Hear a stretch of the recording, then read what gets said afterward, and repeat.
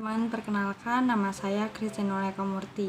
Hari ini saya akan membahas tentang keberagaman budaya Indonesia, baik yang mendunia maupun yang hampir punah atau bahkan sudah punah. Negara kita, negara Indonesia, terkenal dengan keberagaman budayanya. Tapi apakah teman-teman tahu apa itu artinya budaya? Budaya adalah suatu cara hidup yang berkembang dan dimiliki oleh sekelompok orang dan diwariskan dari generasi ke generasi. Budaya terbentuk dari banyak unsur yang rumit, termasuk sistem agama dan politik, sistem bahasa, adat istiadat, perkakas, dan lain-lain.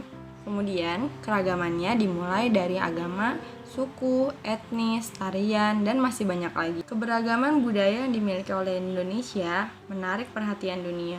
Wisatawan asing yang berkunjung ke Indonesia pasti tertarik dengan keberagaman budaya yang dimiliki oleh Indonesia. Pada masyarakat pedesaan, terdapat kesamaan bahasa, adat istiadat, perilaku, sedangkan pada masyarakat perkotaan cenderung lebih heterogen karena banyak juga orang yang dari desa datang ke kota untuk merantau, sehingga di kota itu bisa dikatakan sebagai tempat berkumpulnya orang-orang yang datang dari berbagai desa.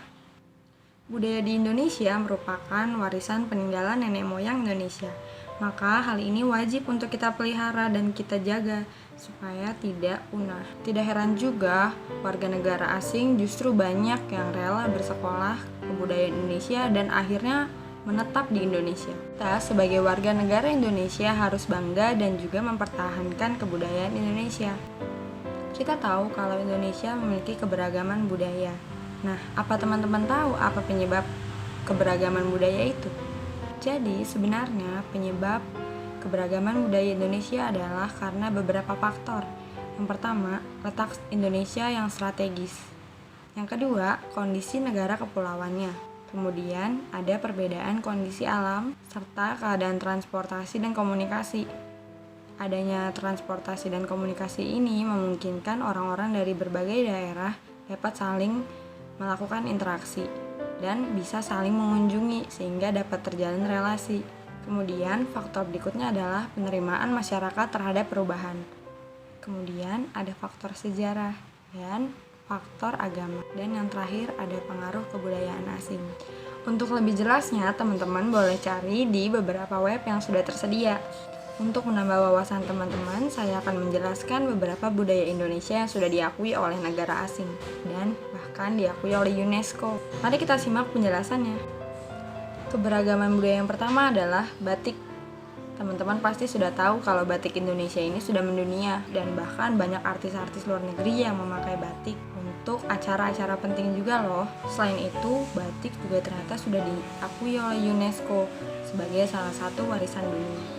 Batik sendiri berasal dari beberapa daerah di Indonesia dengan ciri-ciri yang berbeda-beda. Jenisnya pun sudah mulai beragam, mulai dari batik tulis, batik cetak, dan yang lainnya. Kalau dulu batik dibuat secara manual dengan canting, kini sudah ada batik cetak yang dengan menggunakan alat untuk printing. Batik yang dibuat dengan menggunakan canting ini dinamakan sebagai batik tulis. Sedangkan batik yang dibuat dengan cara cetak disebut sebagai batik cetak. Kemudian setelah batik ada juga wayang kulit. Wayang kulit ini sudah diakui juga loh oleh UNESCO dan juga banyak turis yang tertarik untuk mempelajari wayang kulit. Budaya yang berasal dari Jawa, khususnya Jawa Tengah ini sangat menarik perhatian para turis.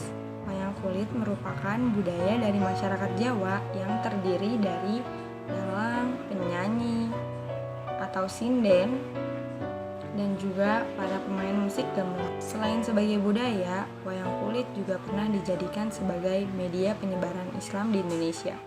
Penyebaran Islam di Indonesia ini dilakukan oleh Wali Songo, yaitu Sunan Kalijaga.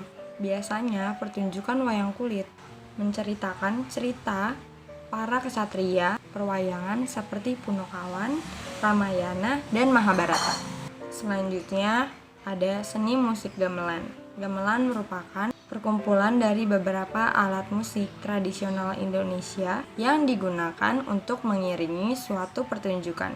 Pertunjukan seni yang diiringi dengan musik gamelan bisa berupa tari tradisional, wayang, dan yang lainnya. Gamelan ini terdiri dari alat musik seperti gong, gambang, angklung, dan juga saron. Selain itu, suara yang ditimbulkan oleh alat musik seni musik gamelan ini sangat khas loh. Banyak warga negara asing yang belajar bermain gamelan. Bahkan terkadang saat mereka menonton pertunjukan gamelan, mereka pun ikut mencoba memainkan gamelan tersebut. Nah, kita sebagai warga negara Indonesia justru seharusnya memiliki daya minat dan ketertarikan dalam memainkan gamelan ini. Jangan sampai budaya ini luntur dan justru malah negara asing yang menyukainya dan memeliharanya. Kemudian, kebudayaan yang keempat adalah alat musik angklung. Alat musik angklung merupakan alat musik yang berasal dari Jawa Barat. Cara memainkannya adalah dengan digoyangkan. Setiap ukuran dari angklung memiliki suara yang berbeda. Angklung ini terbuat dari bambu yang kemudian dibentuk menjadi alat musik. Karena alat ini sangat unik dan juga menarik, alat musik angklung ini juga sempat ingin dicari oleh negara tetangga dan mereka ingin mengakuinya sebagai kepemilikan dari negara mereka. Maka sekarang angklung sudah diakui oleh UNESCO bahwa angklung adalah milik negara Indonesia. Angklung adalah warisan negara Indonesia yang berasal dari Jawa Barat. Alat ini juga dipakai untuk mengiringi seni musik tari seperti reog yang berasal dari Jawa. Alat musik angklung juga merupakan salah satu alat musik yang wajib kita lestarikan. Angklung ini sudah terkenal sampai ke mancanegara karena memang unik dan juga khas sehingga banyak yang menyukai keindahan bunyi yang dihasilkan oleh alat musik tersebut. Saat ini pun kalau teman-teman pernah lihat ada beberapa perkumpulan pemuda di daerah jalanan di Jogja tepatnya, mereka sekarang mulai memainkan alat musik angklung diiringi dengan alat musik lain. Hal ini merupakan upaya kecil yang dapat dilakukan sebagai warga negara Indonesia untuk memelihara kebudayaan Indonesia termasuk alat musik angklung. Untuk kebudayaan yang selanjutnya, kalau teman-teman pernah nonton Asian Games 2018, ada tarian daerah yang ditampilkan pada saat pembukaan Asian Games. Kalau teman-teman tahu, tarian Saman ini merupakan tarian dari daerah Aceh, yaitu suku Gayo. Tari ini memperlihatkan gerakan dari penarinya dengan gerakan yang sangat cepat dan diiringi dengan lagu syair khas Aceh. Tari Saman biasanya digunakan dalam acara penting dan ternyata tari Saman juga sudah diakui oleh UNESCO. Syair yang digunakan dalam tari Saman adalah campuran dari bahasa Gayo dan Arab. Tarian ini didirikan oleh salah satu ulama daerah setempat yaitu Syekh Saman dari suku Gayo. Itulah kenapa dinamakan tari Saman, karena pendirinya memiliki nama Saman. Masih banyak tarian dari Indonesia yang sudah diakui oleh dunia seperti tari kecak, tari pendek, dan masih banyak lagi. Sejauh ini kita sudah mengetahui betapa sangat kaya negara Indonesia. Selain tarian dan juga alat musik, ada juga lagu yang menjadi warisan budaya Indonesia. Contohnya adalah lagu Rasa Sayangnya dan Jali Jali. Lagu ini sudah diakui oleh UNESCO sebagai salah satu warisan dunia loh. Lagu Rasa Sayangnya berasal dari Maluku, sedangkan lagu Jali Jali berasal dari Betawi. Lagu Rasa Sayangnya mengungkapkan rasa sayang antara para masyarakat Maluku. Nah, jangan sampai lagu-lagu tradisional ini pun direnggut oleh negara lain. Kemudian yang berikutnya adalah Taman Nasional Komodo yang ada di Nusa Tenggara Timur. Komodo merupakan salah satu hewan langka yang berasal dari Indonesia. Karena kesadaran akan pentingnya memelihara kewarisan budaya Indonesia ini, maka pemerintah membentuk Taman Nasional Komodo untuk melestarikan komodo. Hewan ini berbentuk seperti kadal, namun yang bikin unik adalah ukurannya sangat besar dibandingkan kadal. Untuk mengapresiasikan didirikannya taman ini, maka UNESCO mengakuinya sebagai salah satu warisan dunia yang harus dijaga dan juga dilestarikan. Nah, selain Taman Komodo, ada juga Ujung Kulon yang menjadi tempat dilestarikannya badak bercula satu yang letaknya saat ini ada di Banten. Taman Ujung Kulon ini juga sudah diakui oleh UNESCO. Yang berikutnya adalah senjata kris. Kris merupakan alat senjata untuk duel yang berasal dari Jawa. Namun saat ini kris sudah jarang digunakan untuk alat untuk berduel. Sekarang ini hanya digunakan untuk acara mantenan yang akan digunakan sebagai aksesoris oleh calon pengantin pria dengan diselipkan di bagian belakangnya. Senjata kris ini memiliki bentuk yang unik, yaitu agak bengkok di ujungnya, dan kemudian sekarang Kris ini dijadikan koleksi oleh beberapa seniman atau orang-orang yang mungkin menyukai barang antik. Nah, ada info menarik nih teman-teman. Jadi ternyata pembuat kris ini memiliki nama tersendiri, yaitu Empu. Nah, walaupun kris ini berasal dari Jawa, sekarang kris ini sudah ada di daerah lain loh, seperti Madura, Sulawesi Tenggara, dan lainnya. Teman-teman, itu tadi adalah budaya Indonesia yang mendunia.